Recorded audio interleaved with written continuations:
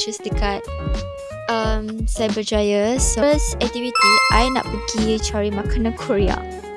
Sebab last night I tengok cerita Bon Appetit Your Majesty tu. I tengok, you know kan, kalau drama Korea dia akan very tempted lah kalau buat makan. Sebab kita tengok pun dah macam sedap ni kan. Lagi dengan sayur dia, bibimbap, sup semua tu, dengan kimchi dia semua sedap.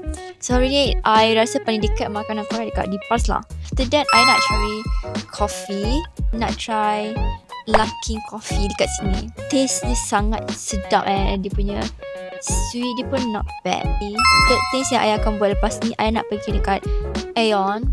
I nak pergi cari baju untuk outfit dekat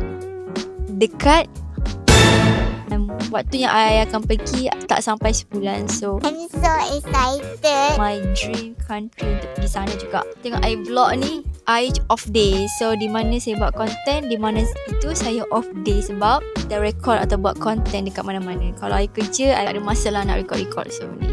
Tapi ada some comments yang suruh I buat vlog dekat cafe, dekat Coffee Bean lagi. But I akan try untuk cari masa untuk I record, buat vlog lagi kat Coffee Beans. So tu je. So jumpa korang dekat atas nanti dekat di Pulse. Bye.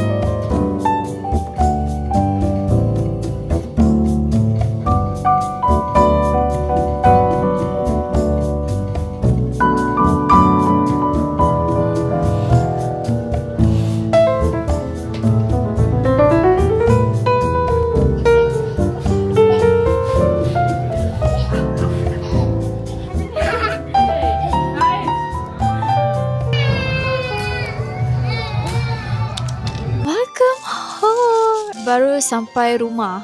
Sebenarnya tadi kan kita pergi street bundle. I ada jumpa lah barang-barang yang I rasa cantik pakai outfit dekat mana? Dekat nanti I tulis kat sini.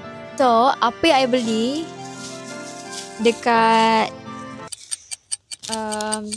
Second Street adalah, tapi kan nanti I nak beli lagi dekat Kid Mall, which is benda ni RM20 je. Okay, kalau korang tengok barang-barang baju bundle semua macam harga akan RM10, RM15. So murah lah kan. Ini jacket dia.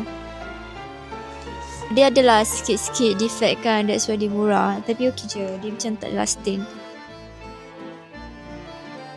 JNR tu brand dia. Okay, next skirt. I suka yang ni, dia boleh just clip je, dia tak payah zip ke. Skirt ni I dah tengok, memang cantik and sesuai dengan I punya pinggang. One more thing, tadi dekat di Pulse I tengok ada orang jual buku, macam jual kasut, jual keychain, jual cincin. So I beli ni lah buku untuk mengisi masa lapang. Actually I beli buku ni sebab warna dia cantik. Warna dia pastel. Buku ni daripada Korea.